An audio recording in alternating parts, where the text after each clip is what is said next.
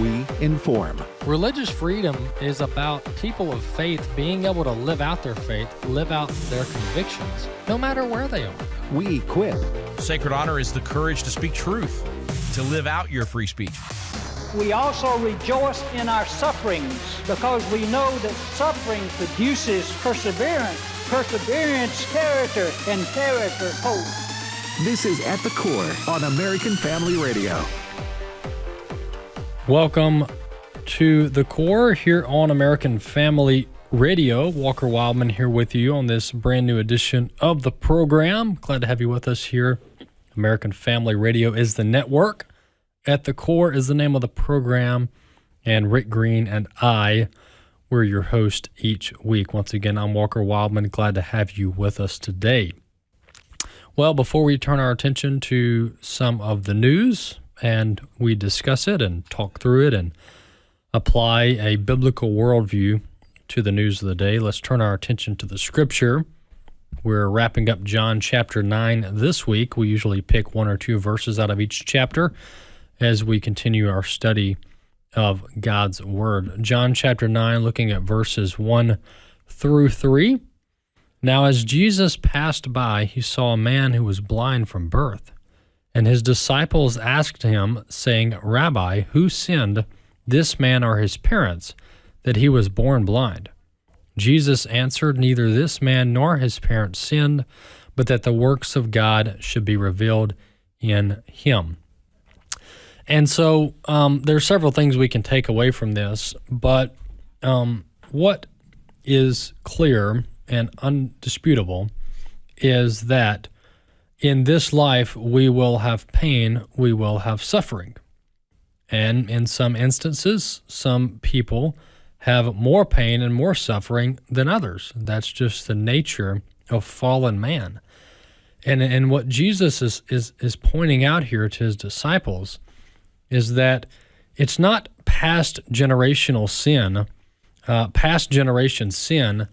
that curses one necessarily, but it's just the simple fact that we live in a fallen world. And with a fallen world comes physical ailments, and that's what this man had. He had a physical ailment. And Jesus says, look, this man is not blind because of his mom's sin or his dad's sin. This man is blind because I'm about to work a miracle in his life, and that is going to serve for the advancement of God's will on this earth. And so oftentimes we can't necessarily know all that God thinks and all of the reasoning behind why God does what he does beyond what he reveals to us in his word and through his Holy Spirit. But at least in this case, the Lord allowed a physical ailment to exist with this blind man so that he could work in his life and perform a miracle. And so that gives us at least some understanding as to why we have the ailments that we have. And ultimately, it goes down to the fall of Adam and Eve and the fact that sin and fallenness exist in this world as we see it today. With that being said, you can look at other parts of Scripture and you can see that previous generation sins do have an impact on future generations, not necessarily a physical impact from a blindness or lame standpoint, but how we, for example, how we handle our marriages and the raising of our children will ultimately impact how our children raise their children and the values that they teach their children. So what previous generations do and how they live does matter, but it doesn't necessarily curse people to a physical ailment, as the disciples were questioning here. That's John chapter 9, verses 1 through 3. And if you thought you couldn't, chase a few rabbits there, well, we just did. All right. One other thing I want to mention before we move on to some of these stories is two things really. We've got the Hannah's Heart Conference coming up at the end of January. This is January 30th and 31st here in Tupelo, Mississippi. It is aimed at ministering to women who have gone through miscarriages, infertility, and other various difficulties. That's what Hannah's Heart is aimed at ministering to, the audience, if you will. You can go to afr.net right there on the homepage and find out more information about that conference. afr.net, that's Hannah's Heart.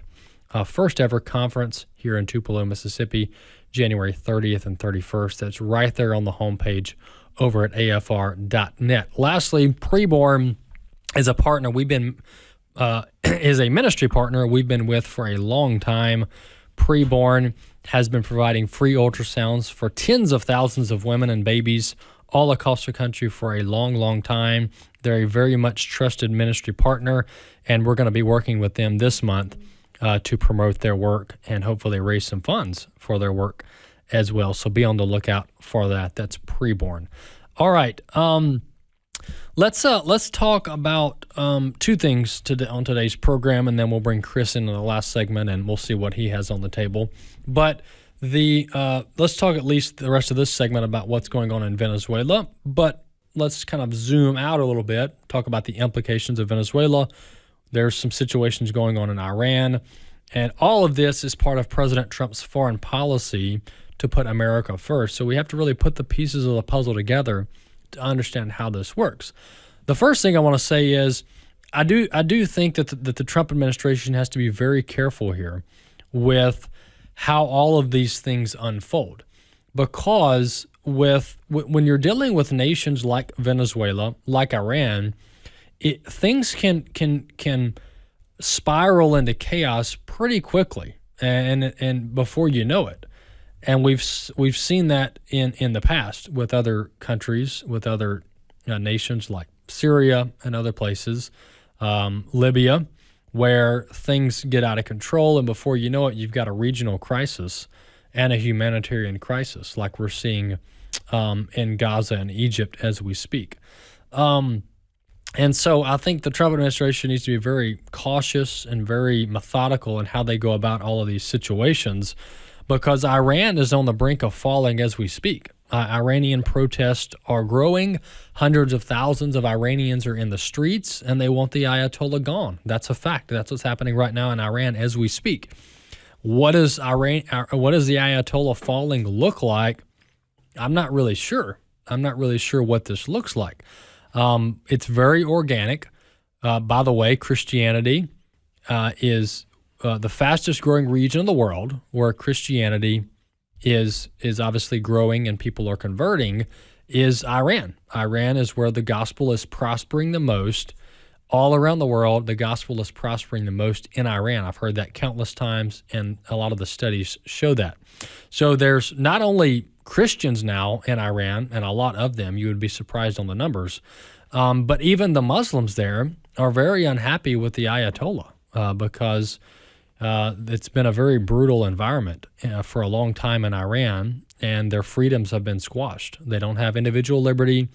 They don't have Western values, and it's a very brutal place to live. Not a lot of freedom there, and the people are tired of it. And so they're rising up, and they're trying to overthrow the Ayatollah in Iran. So what does that look like? If Iran falls, what does that look like? I'm not really sure.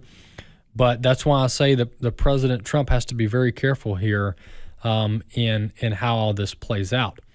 The other thing I want to mention on Venezuela is that there's about 1 million Venezuelan refugees currently in the U.S. These are legal refugees, by the way.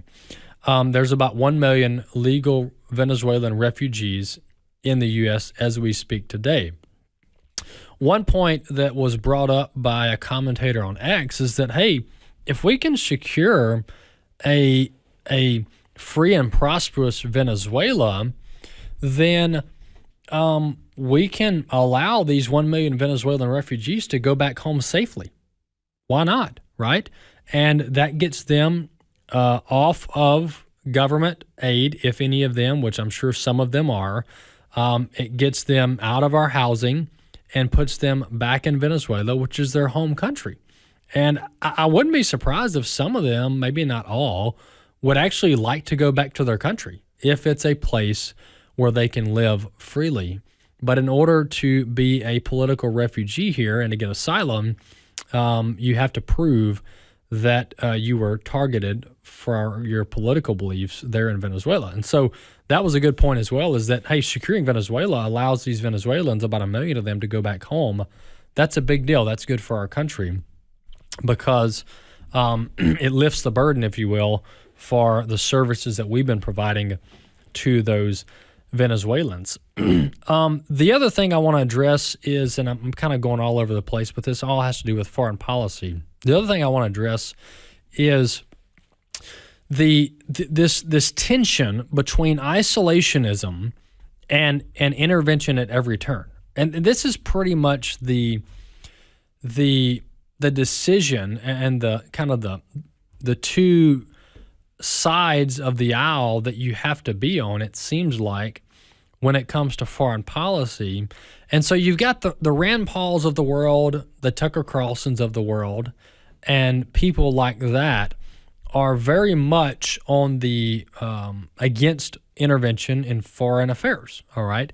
And there's not much you could say that would convince somebody like Rand Paul that we should intervene in foreign affairs. There's not hardly any situation where he would say that's a good thing. Very much, hey, America, just stay to yourself, stick to yourself, don't intervene in foreign affairs, all right? So that's kind of one side of the aisle. The other side of the aisle is the Lindsey Grahams of the world. And I understand where your Rand Pauls are coming from. I understand where your isolationists are coming from, because we've got a bad track record of foreign intervention. It hardly ever goes well, but at least in modern history, that is. But when you look at the viewpoint of those like Lindsey Graham and others who are looking at, and Mark Levin, who are looking at, overthrowing the regimes that we don't like at every turn, foreign intervention all over the place, right? We need to be in Ukraine, we need to be in Iran, we need to be in Venezuela, we need to be everywhere, right? Fixing everybody's problems, taking down every dictator, they would say. That has its problems too. So both of these extreme sides, one or the other, they both have their weaknesses, they both have their flaws. The reality is that in order for America to succeed, we really have to figure out a balance between the two, all right? And I think that's what President Trump is doing here. Because if we completely isolate and we refuse to intervene in any foreign affairs in the name of whatever type of libertarian viewpoint you hold, well, that's just not going to work. It's just not going to work. And Venezuela is actually a prime example. When you take the isolationist approach, you are ceding ground to our foreign adversaries of, by the way, who have no problem intervening in foreign affairs at all. I mean, China's building islands in the South China Sea. China's, trying to covertly take over nations all around the world rather. And so our foreign adversaries have no problem with foreign intervention. I mean, Vladimir Putin sent troops into Ukraine, all right? What more foreign intervention do you get than that? And they're still there after 3 years, by the way. And so our foreign adversaries have zero moral dilemma when it comes to foreign intervention. They do this every day of the week. The problem we have if we go down that path of isolationism, which is de facto what it is. People can dispute that term isolationism. That's de facto what your Rand Pauls are running on. The problem with that is you allow our adversaries to get in our backyard. And when you let our adversaries in our backyard in the name of we're not intervening in foreign affairs, whether it's Cuba, Venezuela, etc., you're putting America at serious risk here by allowing China, Russia, Iran, and others to get in our backyard. And the thing that people like the Ayatollah of Iran, like Vladimir Putin, the thing about these guys is they don't have any restraint. These guys want to go for whatever they can get. And so you really do have to have a strong man on the block. And in this instance, the strong man on the block is President Trump and the U.S. We'll talk more about this after the break.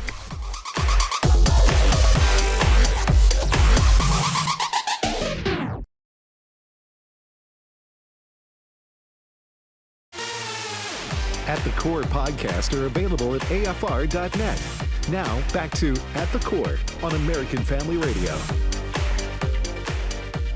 Welcome back to the Core here on American Family Radio. Walker Wildmon here with you. We would love for you to subscribe to the podcast wherever you listen to podcasts. Just type in the name of the program, At the Core, click the subscribe button, and the latest show will be queued up in your library, in your podcast store each and every day. It's free. You just have to go search for At the Core in your podcast store and click subscribe or follow, and we'll have it queued up. We've also got the video up, as we do each weekday, over on Facebook and stream.afa.net. Well, continuing our discussion on the implications of taking out Maduro and how the isolationism and foreign intervention really have to be mixed together to help develop what I think is a healthy foreign policy vantage point. The one shocking stat that I think is going to continue to improve and to trend in the right direction, that is, and this is directly related to Venezuela, to Mexico, to Colombia, and other Central and South American countries, is the amount of overdose deaths, all right?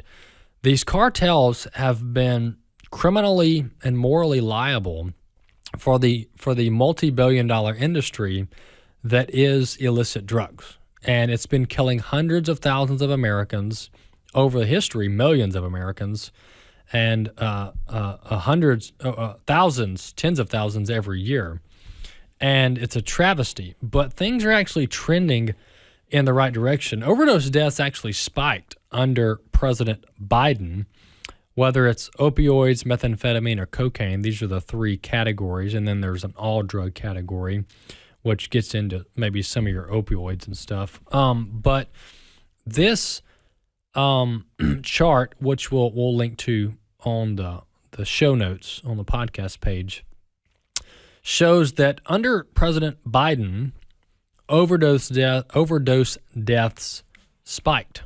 They spiked. This is by the hundreds of thousands, this chart.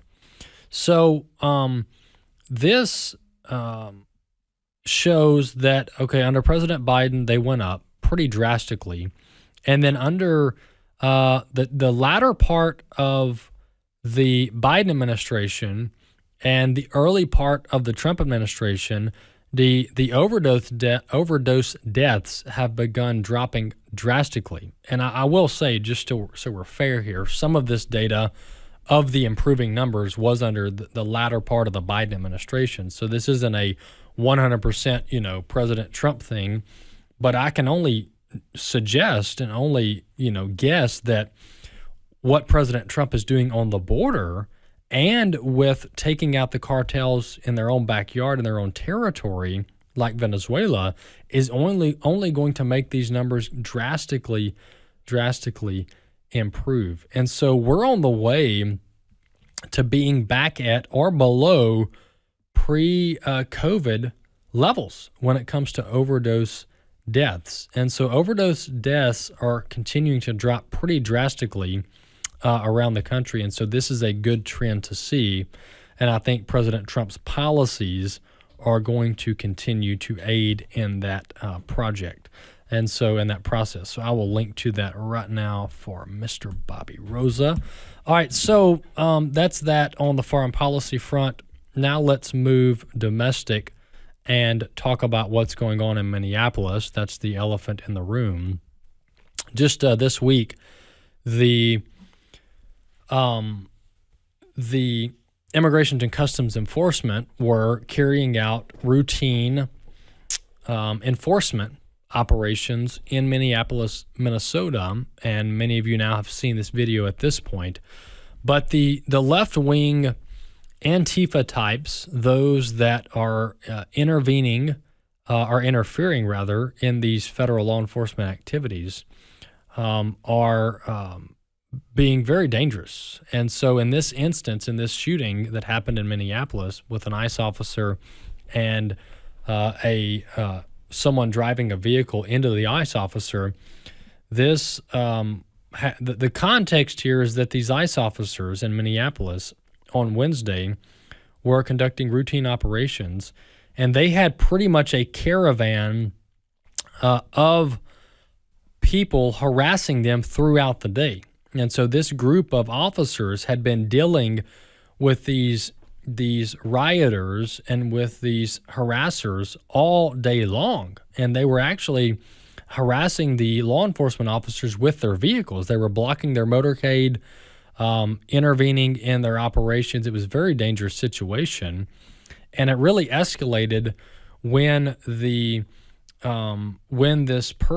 this female driving the vehicle decided that she would disobey a lawful order by a federal officer to stop the vehicle and get out of the vehicle, which she had since blocked all the officers in the road. And as they were approaching her vehicle, she began to back it up and then drive it forward into the officer. As one officer is hanging out the window and another officer is directly in front of the vehicle, she backs up and drives directly into the officer. He fires his weapon, and she has since deceased. So the whole situation is sad. The fact that any life was lost is very sad, very unfortunate. There's nothing, quote, good about this situation. So it's a tragedy to begin with, the fact that we have loss of life. But I want to point out that it was 100% avoidable. This was 100% avoidable. And this is the fact that we've got left-wing protesters that are getting so amped up, they're getting so hyped up by this media rhetoric and this Democrat rhetoric that they feel like they should go put their lives on the line for what? For an illegal immigrant? Is this where we are now, that you want to die for an illegal immigrant? Why is that a good idea? Why would you do that? And so it really doesn't make any sense. This was 100% avoidable. It's a tragedy, but in my vantage point, after watching the video on multiple angles, the officer was justified here. This was a justified use of force. When you are a federal law enforcement officer, or a private citizen for that matter, and you feel as though that your life is at risk, or you are at threat for serious bodily harm, not just death, you can use lethal force, a justifiable lethal force. And that's what this officer did. Not to mention, this officer had been drugged over 100 yards by an illegal immigrant just 6 months prior, and he was actually hospitalized with over 30 stitches in that incident. And so this officer had already been drugged by a vehicle before. That's a little bit of the context in his frame of mind as he had to discharge his firearm. And so I think he'll be justified when the investigation is done. But it's a sad situation, and these people just need to get out of the way. They just need to get out of the way. They need to stop impeding on these law enforcement activities and let the feds do what they got to do. They're going after criminals. They're going after illegal immigrants. All these left-wing protesters just need to get out of the way. Also in Minnesota, kind of running parallel, and really what led to this surge of ICE officers is the fraud, the rampant multi-billion-dollar fraud that has since been uncovered in Minnesota, where these Somali immigrants had these fake daycares and these fake schools set up, and they were funneling hundreds of millions, if not billions of dollars into these nonprofits that were actually shadow nonprofits. They were shell nonprofits. There was actually nothing going on there. There were no kids present. This is a multi-billion-dollar fraud scheme. Now, there's actually been a criminal referral to the Department of Justice for the governor, Tim Walz, who has since said he's not running for re-election, and we believe because he's under serious pressure, possible criminal indictment regarding this entire fraud scheme. Vice President Vance came out to the podium at the White House just yesterday and broke the news that he and President Trump are appointing an assistant attorney general solely focused on fraudulent activities at the DOJ. Clip 2. If you're a young parent struggling to afford childcare in the United States of America, there are programs that we have to make it easier for your kids to get in daycare, for your kids to get in preschool. Those programs should go to American citizens, not be defrauded by Somali immigrants and others. Make it hard for you to get the access to the resources you need. But number two, making it easier for people who shouldn't even be in this country to fleece the United States and our taxpayers to begin with. We have actually activated a major interagency task force to make it possible to get to the heart of this fraud. We have Department of Agriculture resources that are focused on SNAP fraud so that people who need food benefits can get them, but illegal aliens and other fraudsters don't.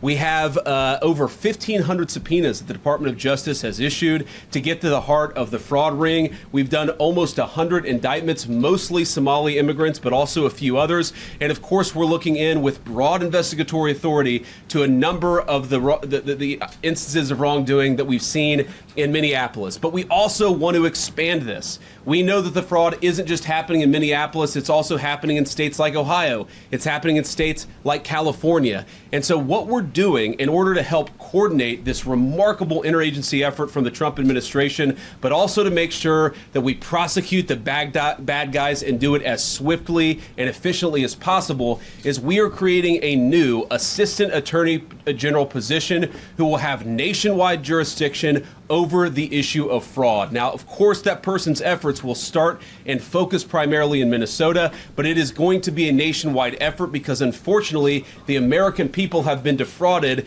in a very nationwide way. All right, there you have it. We now have an assistant AG position that's going to be appointed by the president very soon that is solely going to be focused on fraud at the federal level all around the country, though, targeting all 50 states. So this attorney general, this assistant attorney general, rather, is going to be solely focused on these fraudulent schemes targeting the federal welfare programs. All right, this is a very, very big deal, and this is very much needed because this fraud ring, if you will, is massive. It's massive, all right? There are reports out that the fraud in California is actually more than what was going on in Minnesota, which Minnesota was in the billions, in the multi-billion-dollar fraud. And dozens, nearly 100 actually, have been indicted in Minnesota alone on this. And it was actually IRS investigators that uncovered this, which we'll play that clip here shortly or in the next segment. But that's a very big announcement by the vice president. And this, folks, I saw this commentary, so I can't act as if this is original, if we're being honest. But I saw this commentary on X, and it was basically making the point that without the fraud, without the election cheating, without the USAID, without the mainstream media and the corporate public broadcasting and all of these kind of shadow entities that are all sucking money to the tune of hundreds of billions from our federal government, without all of that, you basically don't have a Democrat Party. And this is why they are fighting so hard. I mean, you had the governor of Minnesota, Tim Walz, use the word, he said this exact quote, he said in a press conference the other day, he said, I don't know that we've ever been at war. I don't know that Minnesota has ever been at war with the federal government. He said that. So the Democrats are using Civil War terminology when they're talking about President Trump, the Republicans, and conservative states. That's what's going on here. And the reason that Democrats are fighting for their life is because they're literally fighting for their political life here. How much money did Ilhan Omar and others get from these Somali immigrants that ultimately came from the federal government through these scandalous fraud schemes? I would love to know that. How much campaign money went to Tim Walz for governor that ultimately came from the federal government through these fraud schemes? All of the USAID money, hundreds of billions of dollars in USAID money being sent all around the world, ending up in the hands of terrorists, funneled right back to the pockets of American politicians. This is how it works, folks. And so what President Trump is disrupting through investigating this fraud is he's actually disrupting the Democrat Party apparatus as we know it. I want to play this one more clip. Bobby, how much time do you think we got left? A couple minutes? Okay, let's play clip 3. The IRS called criminal investigations. And these men and women, they are cool cats. They can take apart a balance sheet and they can knock down a door and arrest someone. Like, they go out on patrols, they can make arrests. It's this very interesting hybrid force, about 2,500 of them, and they led the charge here. So it was IRS CIs who they uncovered the initial fraud and the prosecutions. So it's with that group, with other groups at IRS, and with the powers of the Treasury to track where the money came from, where it's going. We saw this very unsettling news yesterday that many people involved here with the administration of these programs have tried to go back and they recreate documents, change documents, and we're not going to have that. We are going to hold people accountable. We're going to press this to the full extent possible. And like I said, I think that this may just be, it's a cold day outside. There you have it. That's, so this may be the tip of the iceberg. That's Treasury Secretary Scott Bessent. He goes on to say that the tune of the fraud here is estimated to be between $300 and $600 billion annually across the entire United States. That's 3 to 5% of our GDP in fraudulent schemes in all 50 states. This is a very, very big deal. And Minneapolis, my friends, and Minnesota, rather, is just the tip of the iceberg. And so President Trump is going after the core and the root of the Democrat Party base. We'll be back.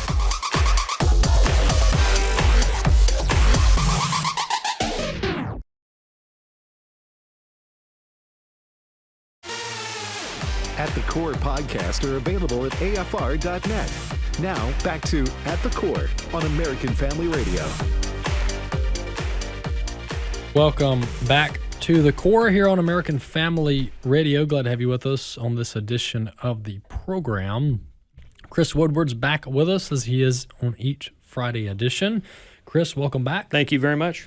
Well, Chris, the vice president came out yesterday to the podium with Caroline Leavitt. Yes. And just brought the media a new one. And I've already played the clip of him announcing the assistant attorney general, a new assistant AG position rather, that is solely devoted to prosecuting fraud cases with these welfare programs. But you brought in another clip where he's probably, if I could guess, talking about CNN and the dishonesty and how they're covering this federal officer-involved shooting in Minneapolis. Yes. Right. CNN was one of the news outlets that he mentioned by name. And for people that didn't hear it or see it played out on television, the Vice President of the United States pretty much chastised mainstream media for their coverage of the ICE-involved shooting, saying that the ICE officer was acting inappropriately, the shooting was not justified, they ran wild with all the claims and criticisms from the AOCs and Tim Walz of the world. And then the vice president, he just had enough, and we'll play the clip. What is, I'm sorry guys, what's going on here? You guys are meant to report the truth. How have you let yourself become agents of propaganda of a radical fringe that's making it harder for us to enforce our laws? You just asked me a question that presumed that the reason why this woman died is because she was engaged in legitimate protest. She tried to run somebody over with her car, and the guy defended himself when that happened. There you have it. Chris, this is I don't think, I understand we're a divided country. Yes. And some say 50-50. I'm not quite buying that. It's probably 60-40 or 70-30. Mm-hmm. And I get there's people that don't like Trump, but that doesn't mean they love Gavin Newsom or they love Kamala Harris. They just don't like Trump because of his tweets and his personality. or they wish he was more presidential, whatever that means, depending on the day of the week. I guess more cordial, informal, and respectable, right? But this we've pretty much got, Chris, about 30% of the country causing this much trouble, because these rioters and looters that are harassing these ICE agents. These are radical Democrats. And then you got the media that control the narrative, which thankfully we're creating what I call the new media, which is what your AFRs exist to be. But there's still a lot of networks out there that are continuing to belittle ICE, demean ICE, and frame this as this woman was the victim, when she wasn't. She was violating federal law, impeding on an active investigation and an active operation, and failed to follow lawful orders. That's what happened. Then she tried to drive into the ICE officer, and he protected himself. And so, but this rhetoric, Chris, I guess my point is that you've got very fringe elements of our country. This isn't like you've got 100,000 people on the streets. You've got very fringe elements of our country that are seeding massive amounts of chaos. Oh, yeah. And, the media, even before this, even before Trump was reelected and re-entered office, the mainstream media pretty much has acted like the press wing of the Democratic Party. And they see this as being an issue they can massage information with and try to sympathize Democratic causes going into a midterm election period in which many people running for office in the House and Senate are saying things like, we have to abolish ICE, we have to restore sanity, we're going to defund this, we're going to push money towards that. And this is a way that they can do it because they've done it with so many other causes and for so many other candidates and states in the past. Yeah, that's right. This is, I described it last segment, Chris, as like the dismantling of the Democrat infrastructure. I mean, you go after the non-governmental organizations, you target the nonprofits, and you target the welfare fraud, then I'm not sure what the Democrats have left, because this fuels their operation. Sure. I mean, Mark Zuckerberg set up all these shadow nonprofits to run Get Out the Vote in 2020, and that's how they won, along with other shenanigans. But that was a major difference. And so this is just, and so everybody who gave to that, Zuckerberg was getting tax deductions by running Get Out the Vote for Biden and Kamala Harris. Right. I mean, just think about that. It's just crazy to think about. But if you and I say anything favorable about a candidate, then the IRS is knocking on our door. Oh, sure. Talking about how we're violating the Johnson Amendment. But here you got Zuckerberg poorly enforced, doing ballot harvesting for the Democrats. Yeah. Chris, let's talk about the life issue, because a large element of the Republican Party is pro-life. The vast majority are people who believe that life is sacred and that life should be protected at all stages, including in the womb. And President Trump signaled a little bit of softening on this over the week. Yes, and it's very head-scratching because President Trump is arguably the most pro-life president we've ever had in these United States of America. And that's why it was puzzling this week when he went to the House GOP retreat, as if they need a retreat, right? But he went to the House GOP retreat, and he talked to them about a number of things, including this health care deal. Remember, the Democrats, they shut down the government because they wanted more money for things like Obamacare subsidies. Republicans said, vote to reopen government. We'll try to hash out something about health care. And so now we're getting into that season in which they're trying to do something with health care. And in his speech to House Republicans this week, the president urged them, or recommended, that they be flexible, as he said, on the Hyde Amendment. Now, for those not aware, the Hyde Amendment is a legislative provision that has to be in pretty much anything ever passed by the House and Senate, because it defunds or prevents federal funding from going towards abortions. It's been around for 50 years, longer than I've been on this earth, and it always has to be in bills. And it was very weird this week when the president told them to be flexible. And don't take my word for it. Here now is going to be some audio from the president, followed by reaction from Students for Life and National Right to Life. You have to be a little flexible on Hyde. You know that. You got to be a little flexible. You got to work something. You got to use ingenuity. You got to work. President Trump is mistaken if he believes that the pro-life movement's going to be like, oh, sure, yeah, don't apply Hyde to Obamacare reform. No, absolutely not. Non-starter. Any health care bill that is passed out of Congress that does not have Hyde attached to it is a pro-abortion vote.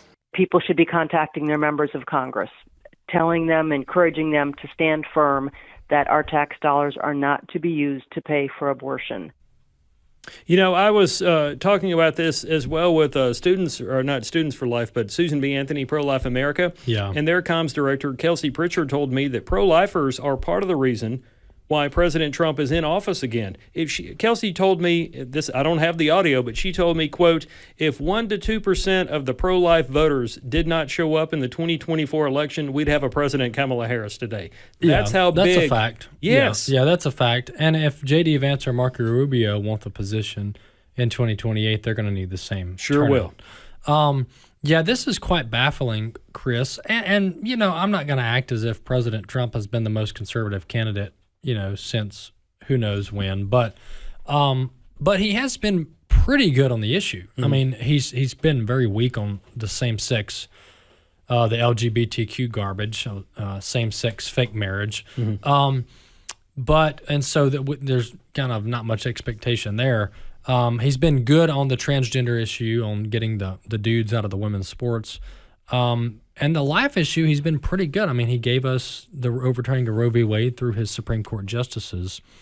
But I don't know why, Chris, when you're not even running for re-election, why would you even start waffling on this? I mean, it doesn't even make sense. Yeah. Why you would go weak on the life issue when you're in your last term. It's not like you're trying to appease the moderates for re-election. It really is a head scratcher. The only thing I can think of is he's wanting to make sure that they win in the midterms and keep their majority, because it's safe to say if Democrats win the House, they're going to vote to impeach him before Easter next year. It's a given. You know, I understand people view this differently. Obviously, the correct viewpoint and the Christian viewpoint is that, you know, abortion is wrong. It shouldn't be permitted. It's morally and legally wrong. It shouldn't be permitted under any circumstance. And I can go through the spiel about the life of the mother and all those straw man arguments. But nonetheless, Chris, this the differences between the two parties are so stark. I'm not sure you're winning over any moderate votes on this. I just don't. I think this is way overrated. I do. What I say by that, when I say this is way overrated, I'm not talking about the life issue.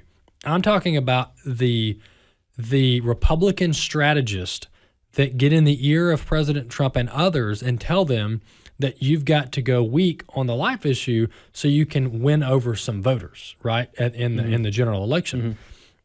I think that the chasm between the two parties is so wide that going soft or strong on the life issue is not going to change the mind of your middle ground voters, your moderate to liberal voters.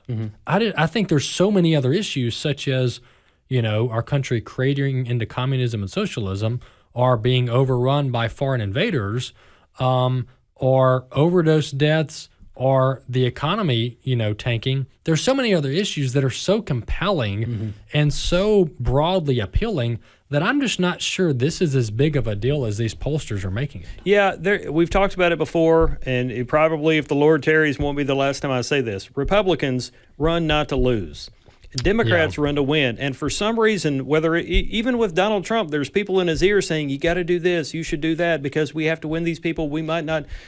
Whatever. A Democrat is not going to enter office and then recommend Democrats abolish the Department of Education or give up the EPA and hand the issue of environmental management back to the states. They're never going to do that. So why should you do things to try to please their people? And unfortunately, many presidents, not even in recent years, but they enter office and they all of a sudden fall into this, well, I'm everybody's president. Right. No, you are the president of the United States, but the people that you should be working to serve first are those who are the ones that elected put you in office. Right, because they elected you with a mandate. Yeah. And the majority chose the direction. I That's how blame this the works. aides. I really do. I blame the aides that are being told something by a pollster they had dinner with. Yeah, I agree. Yeah, I think President Trump trying to play mushy middle just doesn't work. That's not his style. It doesn't work.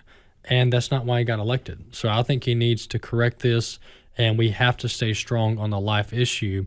And this isn't just a political issue, folks. This is a moral issue of life and death for the baby, and that also should be the most important driver here. Chris, the economy.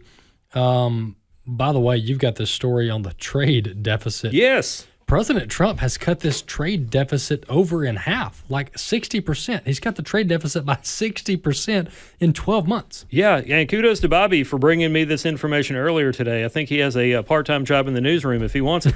But the trade deficit dropped sharply in October, reaching its lowest level since 2009, as imports dropped under President Trump's sweeping tariffs, according to new government data. This is That's October insane. data because of the government shutdown. Here's where it gets really interesting. The overall trade gap plunged 39% to $29.4 billion in October. Just for the month. Right. Yeah. They thought it was going to be a whole lot more. So it's even better news than what we thought we were going to see. And for all the doom and gloom, the economy's going to fall apart, Trump's the worst person ever. Yeah. Again, more evidence that none of that is true. Yeah, I agree. Chris, this is you talk about defying the odds. So President Trump has cut the trade deficit in half. He's set to bring in several $100 billion in tariff revenue, which I think, by the way, the White House needs to be very careful how they spend this excess money in the Treasury. President Trump wants to increase the defense budget to $1.5 trillion. I think that's a bad idea. Yeah. There went all of our tariff revenue, right? I thought we were getting dividend payments, but nonetheless, this is quite amazing what they've done here. They've cut the trade deficit by 60% over the course of 12 months, which is quite insane to think about. And Chris, the inflation is still tanking. Mm-hmm. GDP is up. Atlanta Fed just came out this morning, said GDP was at about 5.4% for Q4. That's the revised number, 5.4%, according, once again, to Atlanta Fed. But and you've got inflation going back to 2% or below. Right. Which is defying every economist, even the conservative commentators, of which some of them I've had on this program, that said the tariffs are going to make inflation spike. Yeah. He still has most of the tariffs still in place, at least the 10% baseline tariff, and you're about to have inflation go down below 2%. Yeah, to straighten out the commentators on TV doing the doom and gloom stuff, maybe we need to send Vance over to their house and have him give them a talking to like he did the media. Other positive headlines this week, the ADP number was very good as, quote, U.S. labor market shows signs of stabilizing. That's according to Yahoo Finance. And you've got oil or gas. Things are working very well in President Trump's favor as we enter, and I can't believe I'm even saying this, primary season for the midterm elections.